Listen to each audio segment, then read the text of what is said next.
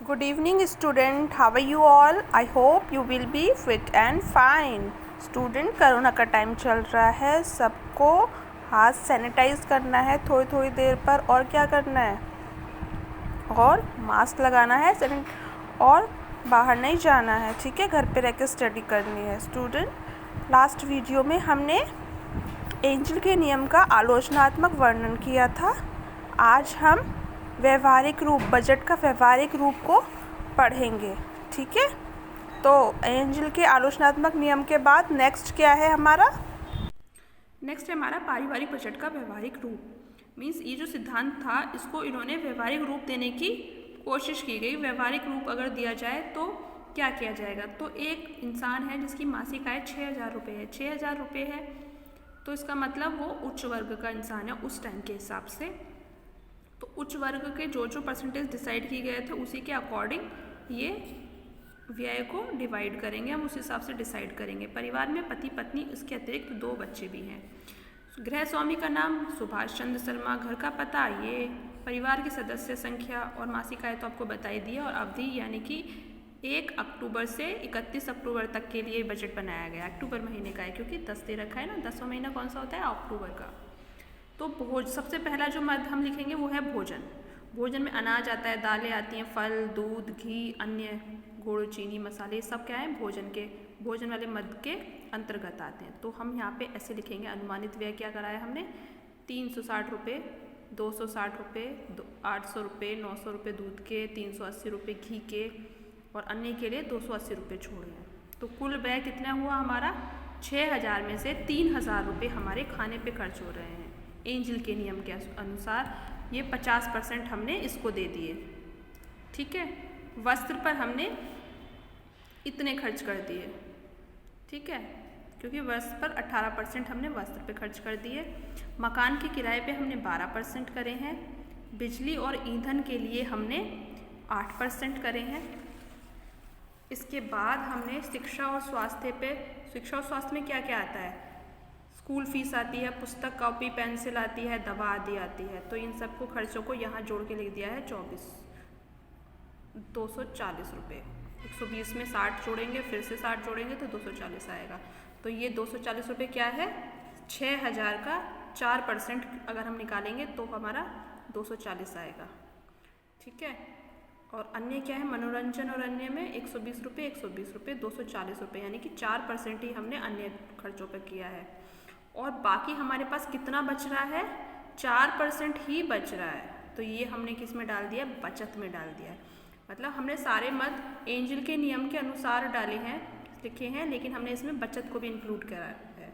तो व्यवहारिक रूप से अगर हमें बजट बनाए तो हमें उसमें बचत भी करना चाहिए। हालांकि हम बाकी इसके अंदर हमने 2 नियम कर दिए हैं। एक तो हमने एंजल का नियम के अनुसार ही मदों को डिवाइड किया है, मदों की परसेंटेज डिवाइड की है, लेकिन उसमें हमने बचत भी इंक्लूड कर दी है, ठीक है। तो ये लिखा हुआ है, उपयुक्त बजट का प्रारूप एक प्रदर्शित बजट है। इस आधार पर 9,000 से 12,000 आदि आय वाले परिवारों के लिए भी बजट बनाया जा सकता है, ठीक है। आप अभी यहाँ पे 6,000 का 4% लिख दिया है, 6,000 का, इधर यहाँ पे 6,000 का 50% इतने भोजन पे खर्च कर दिया। अगर आपको 9,000 दे दिए जाए तो आप 9,000 का 50% करेंगे तो 9,000 का 50% क्या होगा बताओ? 4,500 होगा ना, 4,500। तो आप यहाँ पे 4,500 लिख देंगे 50% करके, यानी 4,500 रुपये को आपस में डिवाइड इसमें कर देंगे। 4,500 रुपये में से अनाज पे कितने करोगे? ये करोगे, ये करोगे, ये करोगे। इस हिसाब से आपको अब कोई सा भी अमाउंट दे दिया जाए, आपको सिर्फ परसेंटेज याद होनी चाहिए कि हमें भोजन पे 50% खर्च करना है अमीर वर्ग के लिए, उच्च वर्ग के लिए, और वस्त्र पे 18, मकान पर 12, बिजली पर 8, स्कूल पर 4 और अन्य पे 4, और बचत भी हमें 4 से ज़्यादा ही करने की कोशिश करनी है। तो इसके अकॉर्डिंग अगर हमें परसेंटेज याद है तो हमें कोई भी अमाउंट दे दिया जाए, हम उसके अकॉर्डिंग बजट बना सकते हैं, ठीक है। लेकिन अब और क्या है? नेक्स्ट में दे रखा है पारिवारिक बजट के लिए दैनिक व्यय को लिखना।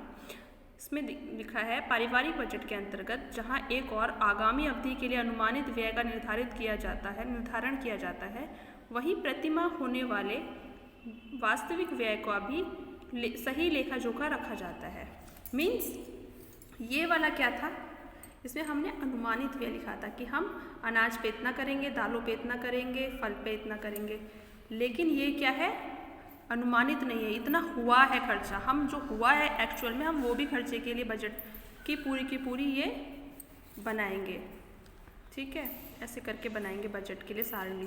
तो हमने यहाँ पे दिनांक लिखेंगे। जब हम रियलिटी वाला बजट हम पूरा का पूरा डिटेल लिख रहे होते हैं तो हमें उस पर क्या क्या लिखना होता है। सबसे पहले दिनांक का कॉलम बनाएंगे, वस्तु, मात्रा, वस्तु का मूल्य, मद के अनुसार योग्य, योग और टिप्पणी। टिप्पणी में हम क्या लिखेंगे, सबसे पहले चलो यहाँ से स्टार्ट करते हैं। हम पहले दिनांक लिखेंगे, जैसे कि आज की तारीख 1 तारीख। फिर हम लिखेंगे कि दालें हमने कौन कौन सी मंगवाई, चावल मंगवाए, सब्जी मंगवाई, बिस्किट मंगाई। ये कौन कौन से, ये सारे के सारे हमारे कौन से मद हैं, भोजन में जो आए हैं। इसमें हम यहाँ पे इसकी मात्रा लिखेंगे कि दाल मंगवाई थी तो कितनी मंगाई थी, 1 किलो प्रत्येक, यानी कि 1 किलो चना, 1 किलो मूंग, 1 किलो उड़द। चावल मंगवाए थे 3 किलो, सब्जी मंगाई थी 500 ग्राम, यानी कि आधा किलो। फिर यहाँ पे हम इनका मूल्य लिखेंगे कि 1 किलोग्राम प्रति थी तो इतने रुपए की ये थी तीनों दालें। 3 किलोग्राम चावल 60 रुपये के थे, आधा किलो और आधा किलो 1 किलो टोटल सब्जी थी वो 10 रुपये की थी। बिस्किट हमारे 500 ग्राम 20 रुपये के थे। ठीक है, तो ये हमारा जो टोटल भोजन की वस्तुएं थी उनकी मात्रा इतनी थी, उनका टोटल खर्चा इतना था। इन सारे को जोड़कर हमने यहाँ लिख दिया 155 रुपये। ठीक है, इसके बाद हमने लिखा ऊन 400 रुपये की मंगाई थी। ऊन और कमीज किस में आएंगे, हमारे वस्त्र में। तो 400 रुपये हमने इस पर खर्च किए और एक कमीज मंगवाई थी, नहीं 400 ग्राम ऊन मंगवाई थी और एक कमीज मंगाई थी। यहाँ क्वांटिटी लिखनी है ना, तो 400 ग्राम ऊन हमारी 80 रुपये की आई थी, एक कमीज हमारी 90 रुपये की आई थी। तो टोटल कितना खर्चा हुआ वस्त्र पर, 170 रुपये। ठीक है, और यहाँ पे हमने मकान का बिल, मकान का किराया और बिजली का बिल, 1 माह का चला गया, बिजली का बिल 2 माह का, कितने माह का गया ये भी हमें लिखना ज़रूरी है। ठीक है, तो यहाँ पे हम उनके पैसे लिख देंगे और उनका जो टोटल योग है वो हम यहाँ लिखेंगे। अब यहाँ पर हम ये जो टोटल योग है इनको जितने भी आएंगे इन सबको टोटल करके यहाँ लिख देंगे। ठीक है, और विशेष टिप्पणी में हम क्या लिखेंगे, कुछ ऐसी चीज़ें होती हैं जो हमें याद रखनी है कि हमें कहीं पैसों का जब भी बजट देखा जाएगा तो हमें अगले महीने के लिए बजट बनाते समय याद रखना है।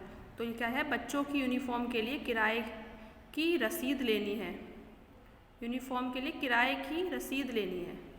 ठीक है, इसीलिए लास्ट में बोला गया है उपयुक्त विधि द्वारा प्रतिदिन होने वाले व्यय लिख लिया जाना चाहिए। ये प्रतिदिन डेट वाइज आप लिखोगे, एक दिन में कितना खर्चा हुआ, एक दिन में कितना खर्चा हुआ। माह के अंत में भिन्न भिन्न मदों पर होने वाले व्यय को यथास्थान डायरी में लिखकर उसका योग निकाल लेना चाहिए। जैसे ये निकाला है, एक दिन का ये है, फिर अगले दिन का और होगा, फिर उन सारे दिनों को काउंट करके जोड़ के योग निकाल लेना चाहिए। इसके अतिरिक्त माह में हुआ कुल व्यय को भी लिख देना चाहिए। ठीक है, इस संपूर्ण विवरण को पूर्व निर्धारित बजट के साथ मिला लेना चाहिए। अब ये जो हमारा खर्चा हुआ है इसको हमें इस वाले बजट से मिला लेना चाहिए, जो अनुमानित व्यय हमने सोचा था कि ये दोनों के दोनों मैच कर रहे हैं या नहीं कर रहे हैं। तो ये लिखा हुआ है मिला लेना चाहिए तथा समुचित विश्लेषण द्वारा बजट का मूल्यांकन किया जाना चाहिए। यदि आवश्यक हो तो आगामी माह के बजट में कुछ परिवर्तन किया जा सकता है। अगर हमें लग रहा है कि हमने पिछले महीने खाने पर अनुमानित व्यय 200 रुपये सोचा था और हमारा 155 रुपये में निपट गया, तो हम अगले महीने का जो बजट बनाएंगे उसमें हम वहाँ के लिए 155 या 160 रुपये भी रख सकते हैं, क्योंकि ये जो हमारे 50 रुपये या 45 रुपये बचे हैं, ये जो 45 रुपये बचे हैं ये हमारी बचत में आ जाएंगे ना। तो हमें बजट कोशिश करना चाहिए कि हम एग्जैक्टली बनाएं, जितना खर्चा हो रहा है उसी के आसपास हो, ज़्यादा अंतर ना हो। ठीक है, ये लिख रहा है यदि आवश्यक हो तो आगामी माह के बजट में कुछ परिवर्तन इस प्रकार किया जा सकता है। यहाँ जहाँ तक हो सके पारिवारिक बजट में कुछ ना कुछ बचत की अनिवार्य रूप से व्यवस्था होनी चाहिए। और बचत कब होगी, जब हमने अच्छे से बजट बना रखा होगा। ठीक है स्टूडेंट, ये था आज आपका पूरा ये फर्स्ट चैप्टर कंप्लीट हो गया है। इससे रिलेटेड आपको 2 क्वेश्चन दे रखे थे। एक तो ये, एक परिवार जिसकी आय 6000 रुपये महीना है, तो ये यही दे रखा है। देखो ये मैंने आज आपको पढ़ाया है, ये आपको एज इट इज़ बजट अपनी कॉपी में करना है पूरा। और एक ये वाला क्वेश्चन रह गया था आपका, और एक एंजल के नियम वाला रह गया था। आलोचनात्मक वर्णन करना है, मतलब पहले एंजल का पूरा नियम लिखना है, उसकी परसेंटेज वाली जो सारणी थी वो सारी की सारी लिखनी है कॉपी में, और फिर उसके आलोचनात्मक जो उसके पॉइंट थे जितने भी मैंने आज कराए हैं वो लिखने हैं कॉपी में। तो ये दोनों क्वेश्चन भी अब आप अपनी कॉपी में अच्छे से कर पाएंगे। ये 2 क्वेश्चन रह गए थे, बाकी तो मैंने आपके निशान लगा दिए थे। ठीक है, अब हम नेक्स्ट वीडियो में करेंगे। तब तक के लिए tata, bye bye, have a nice day.